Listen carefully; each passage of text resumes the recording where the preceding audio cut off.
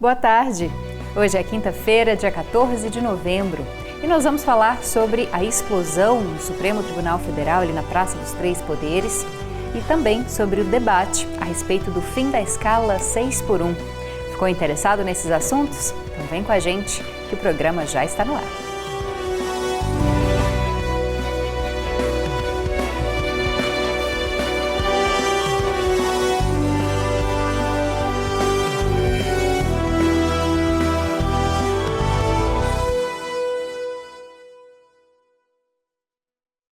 Seja bem-vindo e bem-vinda, você que nos assiste ao vivo pela TV UFG ou nos acompanha em qualquer dia e horário no canal da TV no YouTube. Eu sou a Camila Maia, uma mulher cis de pele clara, tenho cabelos castanhos escuros, lisos e longos e olhos castanhos claros. À minha esquerda está o professor Diego Barbosa, que se descreve como homem de pele clara, cabelos e olhos castanhos e barba cheia. Nós dois estamos de pé e atrás está o cenário em tons de azul claro, cinza e vermelho. Também há uma tela bem no centro com o nome do Conexões e a logo do programa. É nessa tela que daqui a pouco vão aparecer a nossa entrevistada de hoje e os nossos conteúdos de vídeo. Mas a gente começa falando do assunto mais comentado do momento. Na noite de ontem, uma série de explosões ocorreu nas proximidades do Supremo Tribunal Federal, na Praça dos Três Poderes, em Brasília. Por volta das 7h30 da noite, testemunhas escutaram estrondos intensos, vindos de diferentes pontos da esplanada dos ministérios. Logo em seguida, equipes do Corpo de Bombeiros do Distrito Federal foram acionadas para conter um incêndio em um carro que estava carregado de fogos de artifício. Esse carro explodiu no estacionamento da Câmara dos Deputados. Bom, e o homem apontado pela Polícia Civil como responsável por essas explosões morreu no local. Ele foi identificado como Francisco Vanderlei Luiz, de 59 anos, conhecido como Tio França. Ele foi candidato a vereador pelo PL, o Partido Liberal, nas eleições municipais de 2020. E segundo a polícia, o Vanderlei era o dono do veículo que explodiu na Praça dos Três Poderes. Bom, e ainda sobre esse assunto, a Polícia Federal instaurou um inquérito para apurar essas explosões, que ocorreram em frente ao Supremo Tribunal Federal e também no estacionamento da Câmara. E o caso é investigado como ato terrorista, por causa do cunho político. Francisco Vanderlei Luiz havia feito diversas postagens nas redes sociais antes do ataque, em que ele atacava as instituições republicanas e figuras políticas. Em uma das publicações, ele chegou a antecipar o atentado, mencionando planos de detonar bombas na sede do STF. A Polícia Federal afirmou que o homem que morreu, o Vanderlei, depois dessas explosões, ele alugou uma casa em Ceilândia há vários meses. E nesse local também foram encontrados explosivos. Bom, agora mudando de assunto, mas também falando de algo que está muito comentado no momento, que é a proposta de emenda à Constituição, que pretende reduzir a jornada máxima de trabalho de 44 para 36 horas semanais. E ela recebeu o número necessário de assinaturas para ser protocolada na Câmara dos Deputados.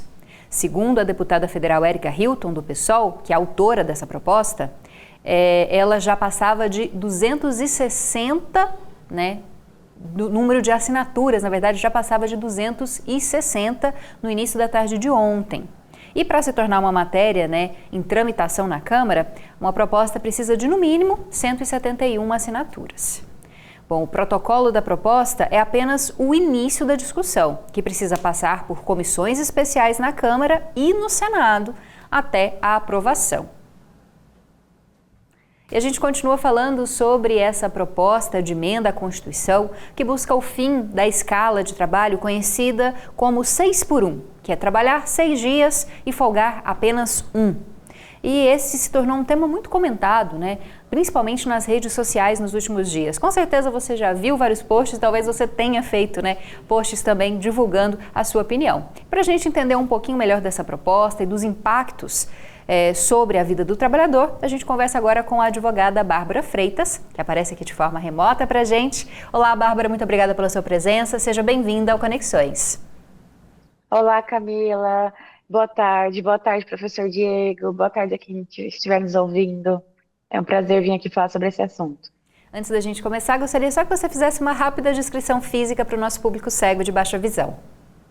Certo, eu sou uma mulher jovem, de pele clara, cabelos castanhos escuros, abaixo do ombro, olhos castanhos claros. Ou então, Bárbara, para a gente entender um pouquinho melhor, né, das reverberações dessa proposta. Os trabalhadores, a maioria com certeza é a favor, né, de ter pelo menos mais um dia de folga na semana, de precisar trabalhar 5 e poder folgar 2, mas existe muita gente afirmando que isso pode dificultar para os empresários, que isso pode encarecer, né, a vida do empresariado, que seria inviável. Explica para a gente qual que é o cenário que a gente deve avaliar na hora de pensar, né, nessa escala de trabalho, pensando no benefício do empregado e do empregador. Então, Camila, a discussão parece recente, assim, considerando a proporção que tomou recentemente nas redes sociais, mas já há muito tempo o debate vem acontecendo. É um fato que a gente vive um cenário diferente de estrutura de trabalho, né, de modo de trabalho. A pandemia acelerou muito o processo tecnológico, as pessoas conheceram o home office, muita coisa mudou. O avanço tecnológico, de modo geral, mudou as condições de trabalho, né? Então, o projeto da deputada Erika Hilton ganha repercussão num contexto em que começou lá num farmacêutico do Rio de Janeiro, não sei quem acompanhou essa história. Ele fez um desabafo nas redes sociais, recebeu muito apoio, viralizou. Ele ganhou mais adeptos, montou projetos, ele até se elegeu vereador do Rio de Janeiro. Ele cria um movimento chamado Trabalhadores Além da Vida, Trabalho Além da Vida. Enfim, várias circunstâncias, né, que trazem esse cenário atual em que o projeto ganha bastante repercussão. O outro lado, né, o lado normalmente do empresariado, principalmente dos pequenos negócios, é de que essa exclusão da escala 6 por 1, né, que prevê que a nossa Constituição garante um trabalho de 44 horas semanais, o que permite o trabalho aos sábados. Então, a única folga, normalmente, é aos domingos. Vários trabalhos do comércio, algumas atividades específicas já trabalham dessa forma. Com essa exclusão, teria que incluir esses trabalhadores em outro regime, ou conceder mais um dia de folga, algo nesse sentido. O que o outro lado tem levantado é que isso pode implicar em novas contratações, muitos empresariados, principalmente os menores, não conseguiriam arcar com isso, e teríamos aí novos problemas, né, para a economia, como, por exemplo, o achatamento salarial, enfim o outro lado, né? Para o trabalhador, como você mesmo disse, normalmente é benéfico. Bom, falando um pouco mais sobre a questão do trabalhador, né, Bárbara? Há muitas pesquisas que apontam em outros países em que há uma escala um pouco reduzida, né, alguns países que inclusive já têm uma escala 4x3 ou estão tentando implementar essa escala, de que o trabalhador ele se torna mais produtivo quando ele tem mais tempo de descanso, que acaba sendo compensado, né? Esse dia que ele não trabalha, mas é compensado com uma produtividade maior, com uma efetividade maior e também com um afastamento menor do trabalho, né? Já que a gente sabe que às vezes a carga é tão grande que o funcionário tem um burnout, tem uma ansiedade, uma depressão. Trabalhar um pouco menos pode auxiliar o mercado de uma forma geral, né? Sim, com certeza, Camila. O projeto que está em discussão atual, que ganhou essa repercussão toda, prevê uma redução de jornada de 44 para 36 horas semanais. Então, seria uma jornada 4x3, onde os trabalhadores trabalhariam até na quinta-feira, sexta, sábado e domingo seria de folga. É pouco provável que uma proposta como essa avance, né? Eu acredito que o que podemos, aonde conseguiremos chegar, seria numa escala de fato de 5 por 2, onde a folga seria concedida em outro dia. Então, a gente não teria, por exemplo, o comércio fechado aos sábados. Com certeza isso não aconteceria. O que aconteceria é um regime de escala, né? As empresas teriam que adotar as escalas para cada um tirar folga num determinado dia, além do domingo, que muitas vezes já acontece. Isso, né, entraria em escala lá dos trabalhadores de shopping e várias coisas. Mas é um fato que existem estudos, né, e experiências de outros países que provam que, eventualmente, o que tiver reduzido economicamente pode ser compensado na economia de outra forma, como, por exemplo, mais tempo para lazer, mais tempo ao ar livre, o que poderia beneficiar outras áreas econômicas. Além disso, do que você relatou, redução da carga de trabalho, mais qualidade de vida, menos adoecimento decorrente do trabalho. Isso vai implicar em menos oneração do INSS, de afastamento laboral, por exemplo, menos oneração do SUS, que vai atender menos essas pessoas. Então, sem dúvida, tem uma implicação na qualidade de vida do trabalhador, e é uma discussão que acontece no mundo todo, de modo geral, a gente falar em redução de carga laboral. Bom, Bárbara, só para a gente encerrar, é uma discussão muito importante, as pessoas estão interessadas em falar sobre isso, né? Mas é um projeto de lei que deve demorar ainda para tramitar, tanto na Câmara quanto no Senado, e quem sabe receber uma sanção presidencial e demorar para ser implementado, né? Por enquanto a gente continua nessa escala convencional, com o que prevê a atual Constituição, né? Prevê o atual artigo da Constituição, que são 44 horas máximas de trabalho. As pessoas ainda vão levar um tempo para poder desfrutar desse novo regime, se ele for aprovado, né? Com certeza. Sem dúvidas haverá também uma previsão de transição, né? Algo para as empresas irem se adaptando, sem muito impacto econômico, financeiro e tudo mais. Então, é um processo que ainda vai acontecer, como você disse, é só o início desse debate, né? Ainda tem que ter uma discussão encerrada na Câmara para passar para o Senado, muita coisa, porque, afinal de contas, é uma proposta de emenda à Constituição. Então, teria que ser feita uma alteração na Constituição, reduzindo carga laboral, então o impacto é imenso. De modo geral, a gente tem avançado em discussões, né? Já teve no passado, quando tivemos carga horária semanal de 48 horas. Veio a Constituição em 88 e reduziu para 44, né? Deu certo, conseguimos. Outros exemplos, como, por exemplo, a PEC das domésticas, há 10 anos atrás, que foi uma grande discussão na época, mas também deu certo, conseguimos. Então, tudo caminha para que a gente comece finalmente a emplacar essa discussão na alteração de leis, que é na Casa Legislativa, e vamos ver quais serão os próximos passos. Falei que era para encerrar, mas surgiu uma dúvida aqui do nosso colega que trabalha aqui com a gente, o Carlos. Se houver essa mudança, ela impacta para quem trabalha em regime de escala ou quem trabalha em regime de escala é diferente? A gente sabe que vários funcionários, por exemplo, no shopping, nos hospitais, né, trabalham em regime de escala. Essa alteração impacta essas pessoas também? Se a alteração for na carga horária semanal, com certeza, porque a gente vai sair de 44 para, no caso dessa proposta, 36 ou para 40 horas. Então, novos ajustes terão que ser feitos para que as pessoas, os trabalhadores, trabalhem apenas às 36 horas ou apenas às 44 horas. Então, sim, mas se eventualmente for só a discussão final, se findar só com uma determinação de escala, aí não, aí pode ser compensado. As 44 podem ser incluídas, por exemplo, nos 5 dias da semana, de segunda a sexta, ou algum outro dia de folga, mas incluir aquelas 44 ao longo dos dias que tem efetivamente trabalho. Então ainda tem uma diferença, né, Bárbara? Se houver uma alteração da escala de trabalho de 6 por 1, 6 trabalhados por 1 de folga é uma coisa. Se houver uma modificação na quantidade de horas máximas de trabalho por semana, de 44 para 36 ou 40, é outra coisa, né? Então a gente vai acompanhar ainda mais esse projeto tramitando. Eu agradeço a advogada Bárbara Freitas, que esteve aqui com a gente para explicar. Muito obrigada e boa tarde, viu? Boa tarde, obrigada. Agora a gente vai para um rápido intervalo e daqui a pouco volta com informações sobre as cidades mais ricas por causa do agronegócio aqui no estado de Goiás. Além disso, tem outras informações para quem gosta de fazer cinema ou de saber um pouco mais sobre cinema. Não sai daí não, a gente volta rapidinho.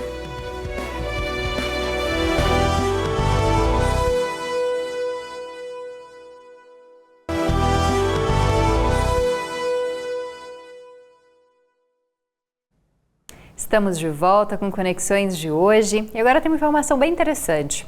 11 cidades goianas entraram para uma lista que contabiliza as 100 cidades mais ricas do país por causa do agronegócio, olha só. E a gente confere mais informações agora para saber quais são essas cidades. Exatamente, Goiás se destacou pela produção de milho, soja, feijão e cana-de-açúcar. O estado vendeu tanto que o agronegócio daqui virou o terceiro mais lucrativo do país. Antes de continuar, vou me descrever pensando em nosso público cego e de baixa visão. Meu nome é Janaína de Oliveira, sou uma mulher negra de pele clara, tenho olhos castanhos, meus cabelos são castanhos cacheados na altura dos ombros. Voltando. Neste ano, o Ministério da Agricultura e Pecuária divulgou o seguinte: os negócios feitos pelo agro goiano em 2023 somam mais de 29 milhões de reais. Esse valor é tão alto que o estado só ficou atrás do Mato Grosso e também do Mato Grosso do Sul. Em uma lista das 100 cidades mais ricas por causa do agro, 11 são goianas. Confira. Entre as 100 posições do ranking geral, Rio Verde ocupa o 5º lugar por causa da produção de milho. Ainda no sudoeste do estado, Jataí se destaca em 10º lugar pela produção de soja. Em 11º vem Cristalina, que fica no entorno do Distrito Federal. Por lá, o feijão é o que levou a cidade para a lista das mais ricas por causa do agronegócio. Quando o assunto é cana-de-açúcar, a cidade de Mineiros é a que mais gera riqueza em Goiás. Mas em relação aos 100 maiores produtores do país, Mineiros fica na posição 36. Só no ano passado, o agronegócio brasileiro gerou mais de 800 bilhões de reais. Todo esse dinheiro contribuiu para a riqueza do país, a partir, principalmente, da venda de cana-de-açúcar, milho e café. Volto com vocês. Bom, e nós voltamos, na verdade nós continuamos, o nosso programa de hoje, e eu tenho uma notícia preocupante. Um médico aqui de Goiânia está sendo investigado por liderar um esquema de fraudes em transplantes de córnea. Segundo a Polícia Civil, ele cobrava cerca de R$15 mil de pacientes para dar prioridade na fila de transplantes. E alguns deles conseguiram realizar o transplante em menos de 10 dias. A média de espera para um procedimento como esse no Brasil é de aproximadamente 2 anos e meio. O nome do profissional ainda não foi divulgado. E a equipe dele, as pessoas que trabalhavam junto com esses pacientes, também devem ser investigadas para perceber possível participação dessas pessoas nessa fraude. Bom, e a polícia também vai apurar se os pacientes sabiam da fraude ou se eles foram vítimas desse esquema. E só para você entender, no Brasil existe uma legislação específica que regulamenta todos os transplantes de órgãos e tecidos. A Central Estadual de Transplantes é responsável por garantir que as equipes médicas sigam critérios para determinar quem precisa ser submetida ao procedimento e quem deve receber prioridade nas cirurgias. Bom, e você que passa ali pela região do Vila Nova, do setor universitário e que anda de ônibus, já percebeu, Há mais de um mês estão sendo realizadas obras de revitalização do terminal da Praça da Bíblia. Essa reforma deve durar pelo menos um ano. E durante esse período, os usuários do transporte coletivo que realizam integrações no terminal têm uma estrutura provisória para serem atendidos, para pegarem os ônibus. E a gente vai tentar entender um pouquinho sobre as consequências dessa reforma, como estão lidando com isso os passageiros que precisam pegar ônibus lá. E a gente confere em uma matéria produzida por estudantes de jornalismo aqui da UFG. A reforma do terminal Praça da Bíblia, que começou há cerca de um mês, vem causando transtornos aos usuários do transporte coletivo da capital. Com a previsão de durar apenas um ano, segundo a CMTC, os pontos de embarque e desembarque das linhas de ônibus que passam pelo terminal foram distribuídos ao redor da praça. Ainda de acordo com a empresa, foi aumentada a frota de ônibus para diminuir os transtornos gerados pela reforma, mas não é o que Dona Ermerentina está vendo durante o seu trajeto. Tá bem direitinho, mas dificultou a vida de todo trabalhador. Se você vai chegar às 8, você chega 9, 10. Eu já era para mim estar no trabalho. Olha aqui onde eu tô. Tem 1 hora que eu tô aqui. Kátia, outra usuária do transporte, afirma estar passando por situação parecida. Olha, no meu serviço eu tô tendo que pegar mais de um ônibus, porque eu pego o 175 aqui, porque não dá tempo de eu pegar o 019, que eu pegava antes. Aí eu desço lá na 85 e pego outro ônibus. Então, tipo assim, eu tenho que ficar saindo e entrando de não sei quantos ônibus. Eu pego um lá em casa, aí pego o eixo, aí o 175, mais o outro, dá uns 4 ônibus para me pegar. Mas, para além de impactar apenas o trajeto do usuário do transporte coletivo, a reforma também traz outras consequências, como afirma o engenheiro de transportes Marcos Rotten. Isso vai afetando muito, né? Isso vai se espalhando, né? E às vezes, quando demora muito uma obra, ela afeta todo o comércio, né? Aqui nós já tivemos, já antecede uma obra que tem dessas. Aí até os comerciantes tiveram que fazer a reivindicação, porque a obra fecha o comércio. Então você fica assim, aquela região ali, as pessoas não vão, né?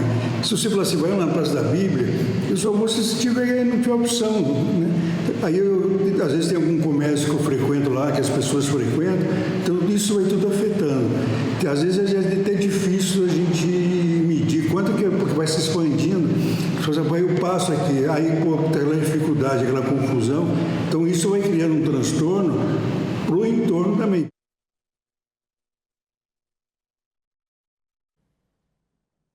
E a gente, claro, continua acompanhando essa obra, né, até o final, para saber se vai ser entregue no momento, né, prometido, se vai auxiliar, beneficiar a vida do usuário do transporte coletivo aqui de Goiânia.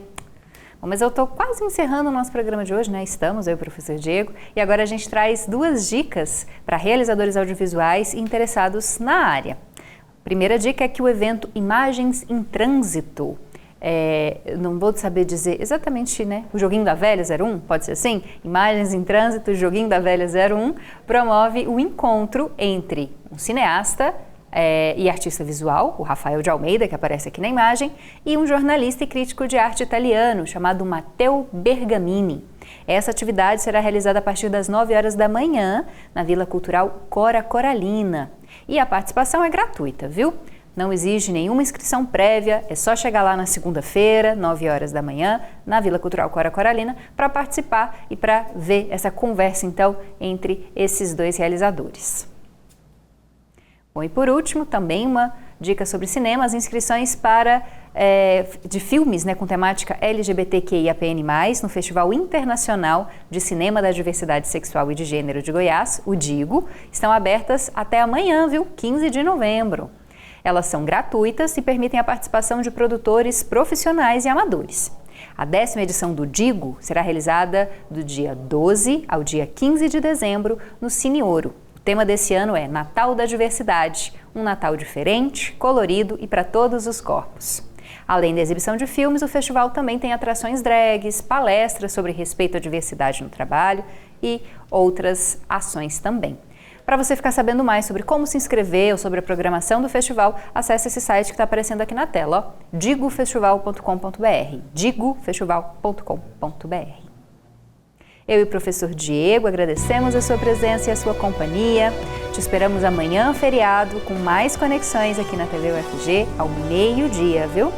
Muito obrigada, até amanhã, tchau, tchau!